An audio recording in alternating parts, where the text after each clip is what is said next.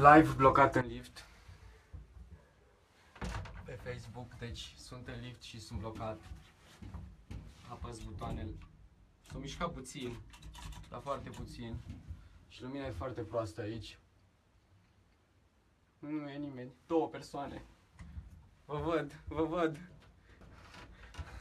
And Deci apăs pe butoane, se mișcă ceva, dar sunt blocat în lift. Deci nu mi s-a mai întâmplat niciodată să fiu blocat în lift. Și ăsta e lift din ăla vechi. Și nu mai bine urc 6 etaje de acum. Și eram foarte fericit. Deci am fost super fericit. Am venit acasă cu un entuziasm nebun, pentru că am avut o chestie foarte tare. Nu o să vă zic cu cine, unde, când. Mă rog, au fost mult mai mulți vloggeri, cam toți. Mă rog, aproape toți, nu toți. Doamne, dacă aș cădea cu liftul ăsta până jos, Dia. Ce? Da, am urcat 1 centimetru. Uitați-vă unde s-a oprit liftul. Stai să întorc. Să întorc camera. Uitați-vă unde s-a oprit liftul. E fucking... Deci asta e ușa, doar că nu se deschide. Sunt foarte panicat, ajutați-mă. Am nevoie de ajutor. Deci am sunat. Deci uitați-vă și voi, apăs pe butonul de alarmă. Mă pun jos, mi-e frică. Deci sunt foarte speriat în momentul ăsta. Nu, ce ai făcut, mă, nene, mă bate. Deci eram extrem de fericit, voiam să o sun pe mama, să-i zic ce am făcut azi. Eram gata să ajung acasă unde e Shelly, Vasco și Dia, care mă așteptau, și să le povestesc ce am făcut astăzi. Ce? E aici Dia. Și ghiciți ce s-a întâmplat? Se oprește la un moment dat liftul. Apăs pe butoane în continuu, nu s-a mai întâmplat nimic. Deci nimic. Și acum nu am ce să fac. Și sunt blocat în lift. Și trebuie să vină cineva, dar într-un jumătate de oră. Și eu sunt aici, îmbrăcat, tot. Salut! Salut! Vino și salvează-mă, te rog. Vino și salvează-mă și... Da, m-ați întrebat mulți. Sunt machiat pe față în momentul ăsta pentru că am avut niște chestii de făcut unde trebuia să fiu machiat. Deci nu mai ziceți că Max, te machiezi. Nu, trebuia să fiu machiat. Trebuia. Dar oricum, atâta vă zic, curând o să ne vedem. Și nu vă gândiți la fan meeting-uri, dar uite ce album vând. Nu vă gândiți la fan meeting-uri, că nu e vorba de fan meeting-uri. Dia, ești acolo? Dia, ești acolo? Deci mai apăs o dată. S-a mai ridicat un... S-a ridicat un 10 cm și cred că s-a dus înapoi. Connection weak, nu te rog, nu mă lăsa.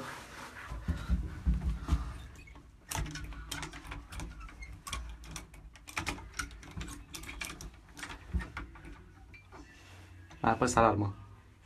Nu mai fac asta, nu mai apăs alarma. De ce apăs alarma în continuu? Frate, nu mi s-a mai întâmplat, pentru prima oară m-am blocat în lift. Ce ai făcut, mă, nene, mă, nu știu. Nu știu ce am făcut, dar sunt blocat în lift și aștept să vină cineva să mă salveze. Doamne, ce ciudat este și machiat așa. Mă rog, acum în lift e oribilă lumina. Dar credeți-mă că e foarte ciudat să fie atât de machiat.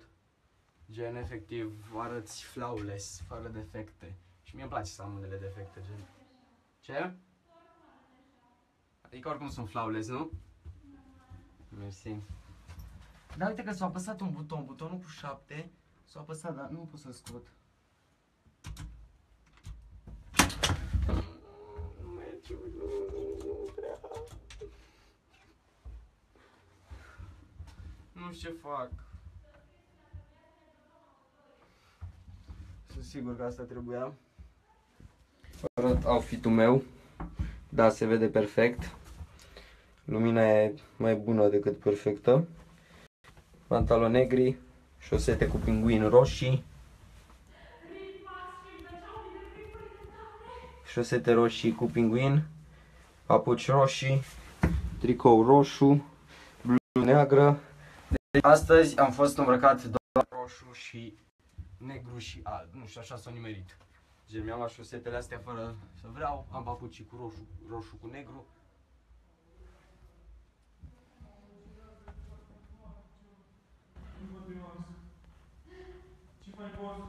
Live.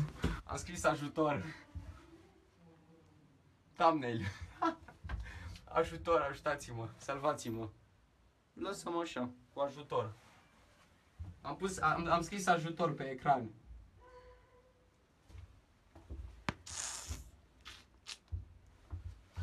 Nu fac. Fanpage-urile de pe Instagram nu faceți print screen la astea și postați pozele, vă rog. Că sunt chiar panicat. Chiar o chestie serioasă. Nu interveniți asupra instalației, așteptați o serie. Oh my god. Când auziți soneria de alarmă a ascensorului, telefonați imediat la serviciul de aranjament la telefon. Am sunat, nu fumați în cabina. Ba da, fumez în cabina. Wow. Cine e atât de dement să facă așa ceva? Folosirea ascensorului de către copii sub 14 ani neînsoțiți este interzisă, mamă. Când parcați cabina, nu părăsiți cabina când aceasta s-a oprit între paralele până la venirea de pan. Păi cum să... Deci ăștia scriu niște chestii foarte idiote aici. Cum aș putea să părăsesc cabina dacă nu se deschide ușa? Să sar jos. Sau ce aș putea să fac? Asigurați-vă înainte de a intra în cabină, după aceasta este la palier. Era la palier. Pentru că m-a apăsat butonul de comandă numai dacă... Am revenit! Am revenit! O să mă pun jos. O să fac? O să mă pun jos. Nu mă sunați, Robert. Robert, nu mă suna. Nu mă suna, te rog, pentru că nu pot să fac. Ce vrei să-ți fac? Du-te în casă. Nu! Dacă mă lași singur aici, înseamnă că ești nesimțită rău. Chilling. Chilling in lift blocat. Nu știu ce fac haz de necaz, dar probabil n-ar fi cazul. Game mode, îmi dau game mode și yes, sparg așa. Oh, a fost oribil. A fost oribil, a căzut. Doamne, nu. Bat în lemn. Bat în lemn, nu mai fac glume de astea niciodată. Ce?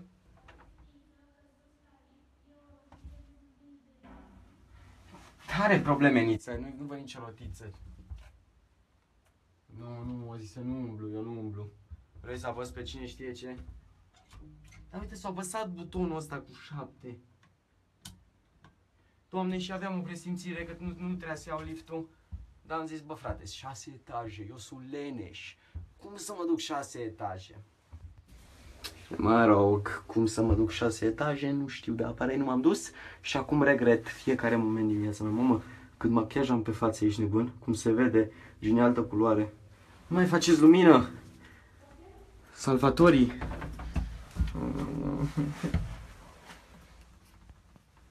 Nu sunt la 112, pentru că am sunat deja la numărul pe care îl găsim aici. Aici e un număr și am sunat și o zis că vin imediat. Deci sunt chiar manica, Dana. Ce pot să fac? Nimic. E creepy ce faceți. Auzi? Da. Nu mai faceți blițuri. E mult prea creepy. Tu trebuia să iau liftul pentru că nu mă duc 6 etaje pe jos.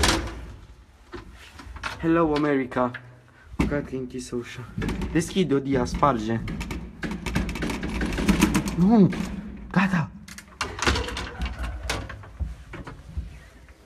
L-am resetat cumva și acum ar trebui să meargă. 3, 2, 1 și...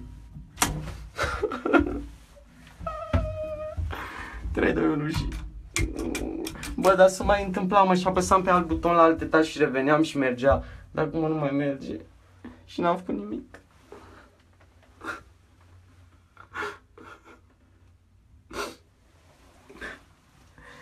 Bă, și azi a fost cea mai șmecheră zi din viața mea, probabil. Mă rog, azi a fost o zi șmecheră, dar o să vină chestii... A fost zi șmecheră pentru că am pregătit chestii super șmechere care o să fie șmechere în momentul în care o să apară, pentru că atunci o să fie de fapt șmechere. Și sunt chestii... Deci sunt chestii la care eu nu m-aș fi gândit vreodată că o să mi se întâmple sau că YouTube o să îmi dea chestiile astea, avantajele astea. E prea mult. Deci e prea mult. Zic eu.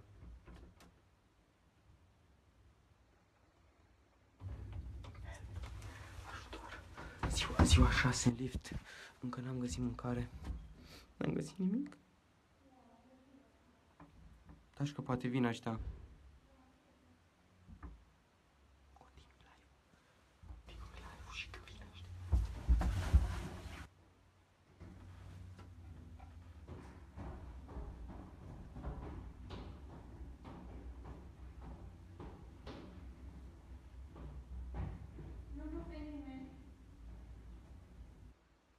Păi cine coboară sau urcă?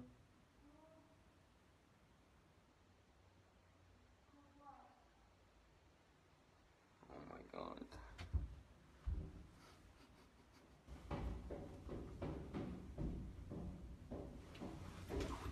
Aud pași. Am înnebunit, n-am mâncat de 6 zile. Ce? De ce? Hai să te văd. Nu înțeleg. De ce? Dar nu te văd. Tu mai ai spatele liftului în partea aia? Ah, tu ești pe jos, nu? Nu sunt pe jos. What the fuck, Dia? Nu știu ce vorbești. Nu știu ce vorbești. Am venit să mă salveze. E trafic mare. Frate, deci eu la 6:30 trebuie să fiu la ziua cuiva. Dar ziua lui Ghiduș. Ce? 5:30?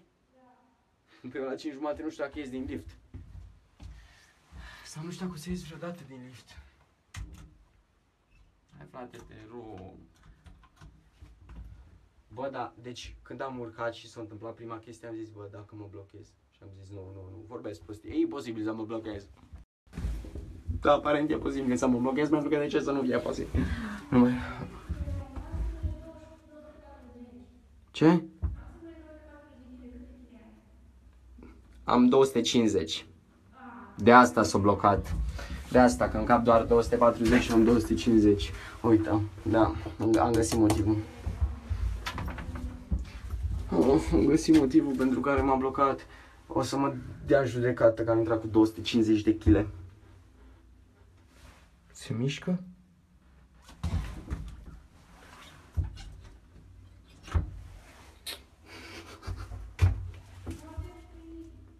Ce? Măcar dacă mai era cineva cu mine.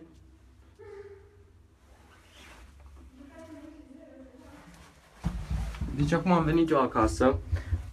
Jucați X0? Ah, ok. Acum am venit eu acasă, eram chill, fericit. Mă blochez în lift.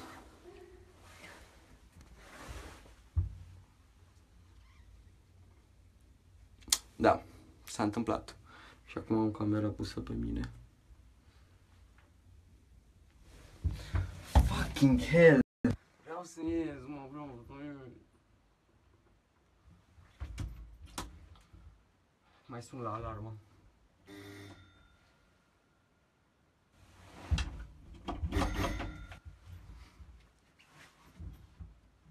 Frate, dar butonul cu 7 e apăsat, voi vedeți?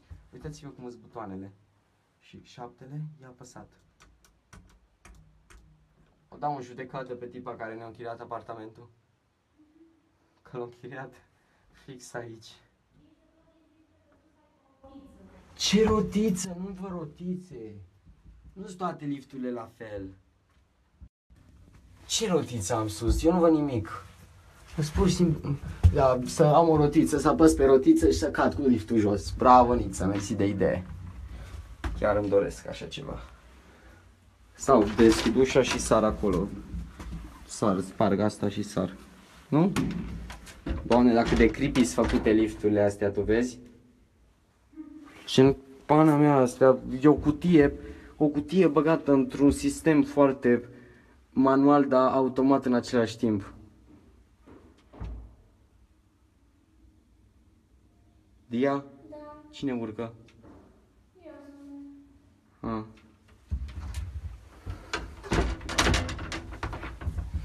Câtă baterie mai am? Mai am 36% baterie. Mi se închide telefonul și I'm dying. Help me. Deci, ăsta e un mesaj. În cazul în care nu o să reușesc să ies de aici, vreau să vă spun că sunteți tari și vă mulțumesc de susținere. Și sper să ies. Bate lemn acum, să nu cobesc. Doamne ferește. Pune niște muzică, Tia. Pune că mă prea plictisesc. Pune-te, mă pun pe game mode 1 și spar ușa, dau fly și zbor. 36% rip. Faza e că Facebook Live descarcă repede telefonul.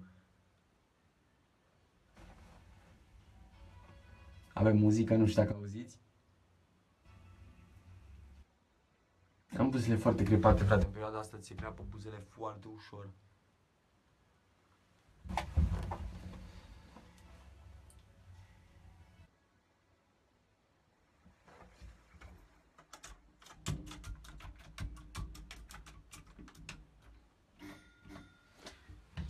Niciun buton. Dia, sparge ușa. Hai că tu ai forță. Nu? Oh, sparge gemulețul ăsta mic și eu trec prin el. De ce nu-s mai slab? De ce n-am mers la sală? De ce? Deci, am avut și eu o zi bună și s-a dus. Efectiv s-a dus ziua mea bună. Mă rog, nu s-a dus. Dacă o să ies din lift, o să fie o experiență nașpa, dar amuzantă după ce ies, știi? Dar dacă nu mai ies din lift, o să fie... Nu o să mai fie nimic de fapt. Dacă nu ies din lift, nu o să mai fie nimic de fapt. Nu mă mai sunați, Ada, nu mă suna. Să nu mă mai sune lumea, că mă sună lumea și îmi închide live-ul.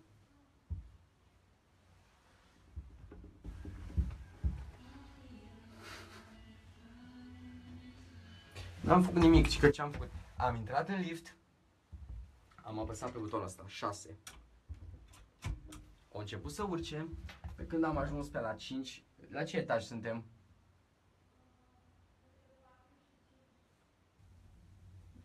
Ok, adică 5 mai sus.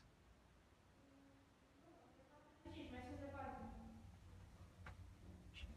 Și tu unde ești?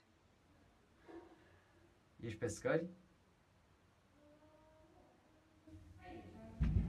A, deci fix între. Ok. Ok. Ultimul om pe care l-aveam în viață m-a părăsit. Nu știu ce să mai fac. Cred că mă pun să dorm, mă pun să fac un ceai. N-am nimic de mâncare la mine.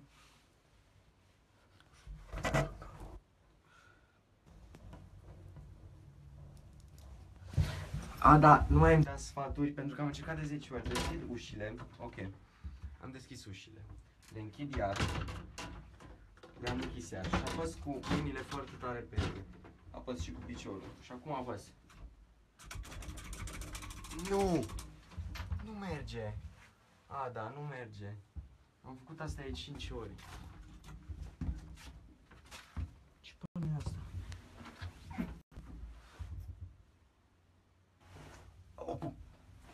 What? Deci de unde e bucata asta de sticlă? Sper că nu sună.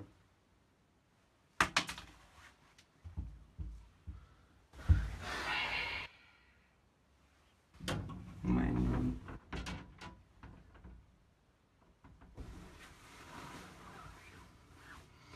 Sun la 112. Am sunat la numărul de la lift și mi-au zis că trimite pe cineva și că durează un jumătate de oră aproximativ. Și eu nu mai rezist. Sparg. Oprire. Ce butonul ăsta cu oprire? Cred că am oprit liftul.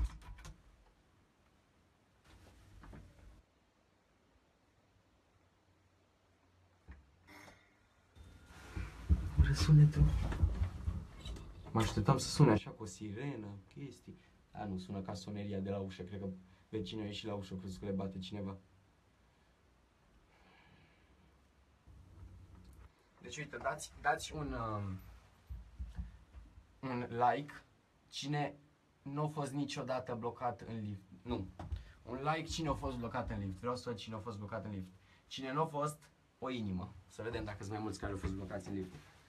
Inimă înseamnă că n-ai fost blocat. Like că ai fost blocat. Numai like-uri văd. Toți ați fost blocați în lift. Ok. Deci toți v-ați blocat. Văd inimioare. Oh my god, nu v-ați blocat. Nu mai dați ador, că după aia înseamnă că voi nu v-ați blocat și... Te rog.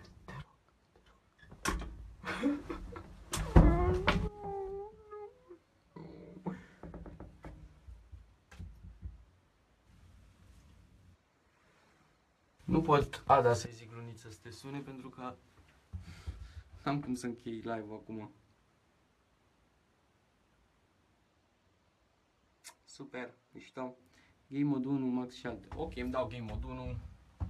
Mi-aș lua o sabie de diamant și o super, un topor, să sparg după un pickaxe. Sau un AK-47. Mi-aș lua un AK-47. Să sparg tot pe aici.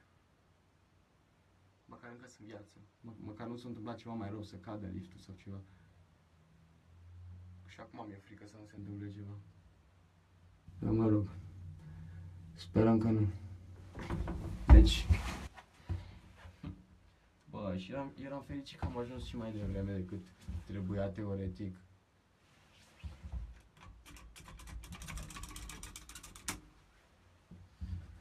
Nu mai am nicio speranță, au plecat toți. Mor pe ultimul vlog al tău. Oh my god, da, o să mor, ai dreptate.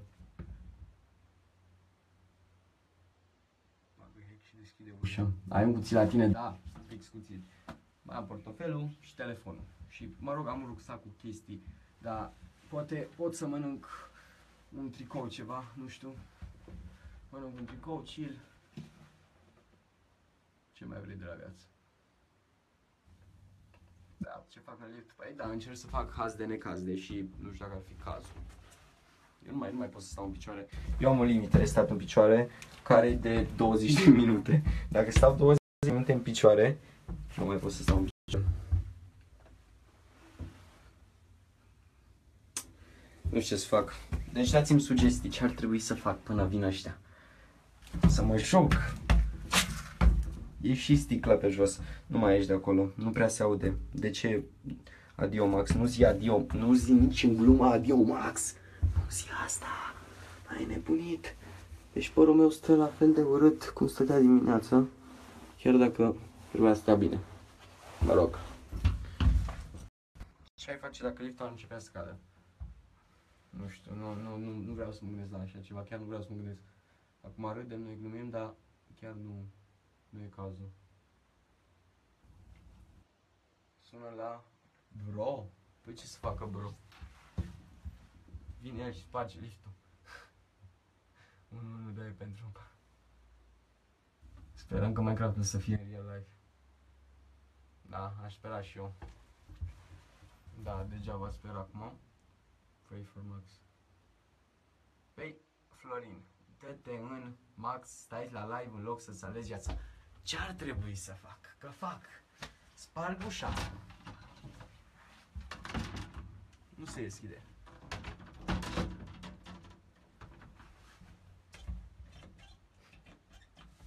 Lasă-mi iPhone-ul. Calm, respiră, liniștește-te, sună bă pe cineva că nu e acolo. Dar am sunat la numărul de aici și au zis că trimite pe cineva.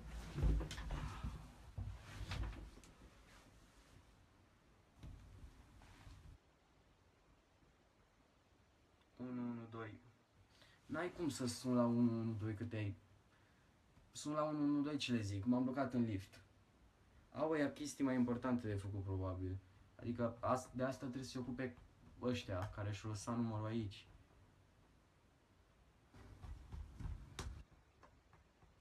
Facem tămnăcop, da. Tu stai să faci live în loc să sun la 112. Am sunat deja la numărul de la lift. N-am cum să sun la 112 pentru că...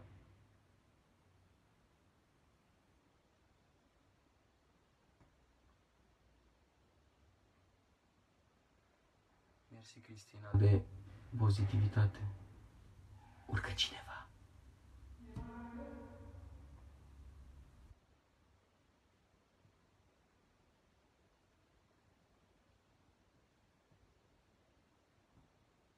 A venit cineva.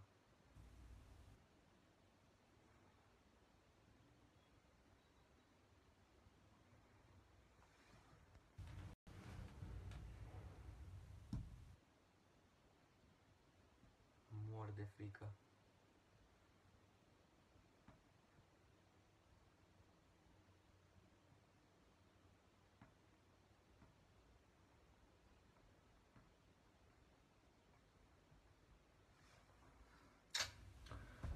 Nu știu ce să fac.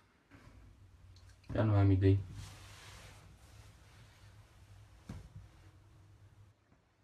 Max, dar încearcă să te sparți.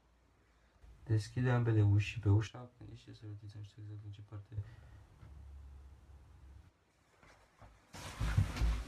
Ok. Hai să văd dacă este. Păi, știi care e faza? Eu n-am acces total la ușă. Gen, ok, deschid ușile. Da, chiar dacă ar fi o rotiță pe... Stai să vă arăt. Chiar dacă ar fi o rotiță pe ușa asta, gen, e doar jumătate de ușă. Nu am acces la nicio rotiță aici sus. Nu văd nimic. Nu e nicio rotiță.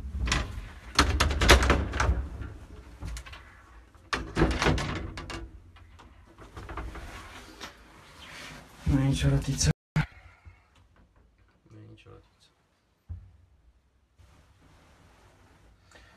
Bă, Max, e capul mafioi, știi proverbul ăla? Capul mafiei nu moare niciodată.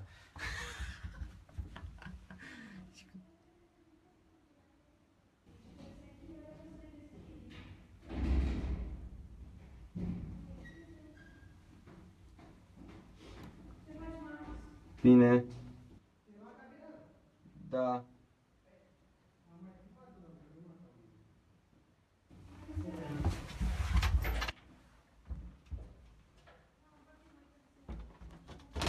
Poți să ies pe aici? Mulțumesc. Da. Cum urcăm la loc? Mulțumim. Mulțumim. Mulțumim.